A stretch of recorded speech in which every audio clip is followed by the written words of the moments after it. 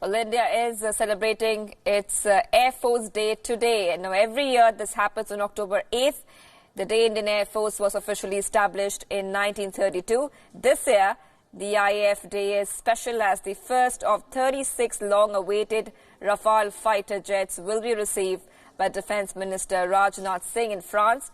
In spellbinding displays, the Indian Air Force will in fact showcase its latest technology and reflect on the road ahead. The spectacular air display ceremony will take place at the Hindon Air Force Base near Delhi, and the Indian Air Force will also be showcasing its Chinook and Apache helicopters for the first time. Both these helicopters were acquired from the United States and inducted within the last few months.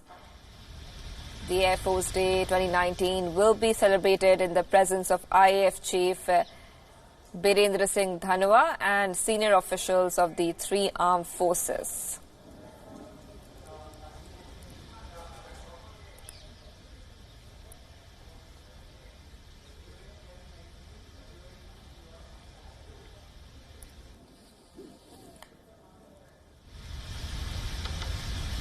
So later in the day, the air display will begin with flag-bearing skydivers of the Akash Ganga team jumping from AN-32 aircraft, which will happen around 8 a.m.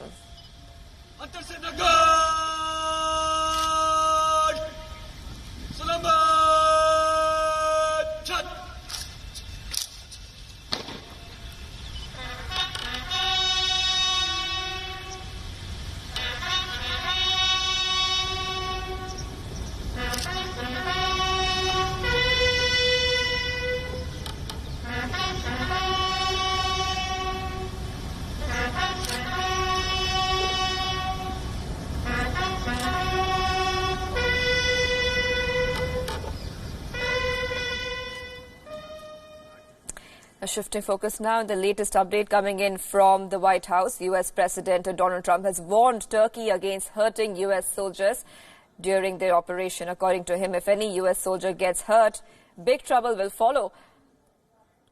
You know, Syria was supposed to be a short-term hit, just a very short-term hit, and we were supposed to be in and out. That was many, many years ago, and we only have 50 people in that area. That's a small sector, and I don't want those 50 people hurt or killed or anything. I don't want anything bad to happen to our people. And I told that to President Erdogan. I said, don't hurt any of our people get hurt. Big trouble. These visuals there on your screen are coming from northern Syria and shows U.S. troops withdrawing from the region, opening the door to a Turkish military operation. U.S. withdrawal will leave Kurdish-led forces in Syria that have long allied with Washington vulnerable to a planned incursion by the Turkish military, which brands them as terrorist. Many of the U.S. military bases, like the one on your screen near Tel Akam, have now been completely desolated after the withdrawal. The Kurdish forces have denounced the U.S. decision by calling it a stab in the back. Even as the global outrage continued over the United States' double stand, Trump has reiterated that his decision was firm and it was something he was considering for the past 9 months. I was going to do this 9 months ago, and we were not at 100%, but we were pretty close. Everyone said, can we get to 100%? Now I get to 100%, and they say, well, maybe we could stay longer. I say, well, when do we get out? There's got to be a time we get out. We have to bring our people back home. And frankly, our great soldiers, I've been talking about this on the campaign. You go back 3 years ago and more, and you watch the speeches. We want to bring our soldiers back home. These are the endless wars. The president had earlier appeared to mellow his position on the troop withdrawal. Trump's earlier tweet had appeared to give Turkey a green light to attack its longtime Kurdish foes, even though they have been fighting alongside U.S. forces against the Islamic State extremist group inside Syria. The White House also held a press briefing on the issue. The Trump administration said it would not support or endorse any Turkish military action on the Kurds, and that the troops were not being withdrawn per se. The president decided to relocate the U.S. troops to different bases when he learnt about the planned Turkish incursion.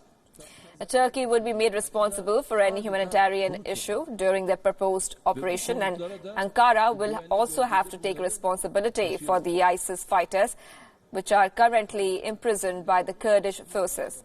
Turkey says that the US, which supports the Syrian Democratic Forces, was moving too slowly to set up the buffer zone. It has repeatedly warned of launching an offensive on its own into northeastern Syria, where US forces are stationed alongside the SDF.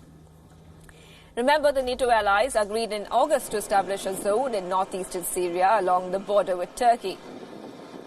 Ankara says that the zone should be clear of the YPG. Turkey says it wants to settle up to the 2 million Syrian refugees in the zone. It currently hosts 3.6 million Syrians sheltering from Syria's more than 8-year conflict.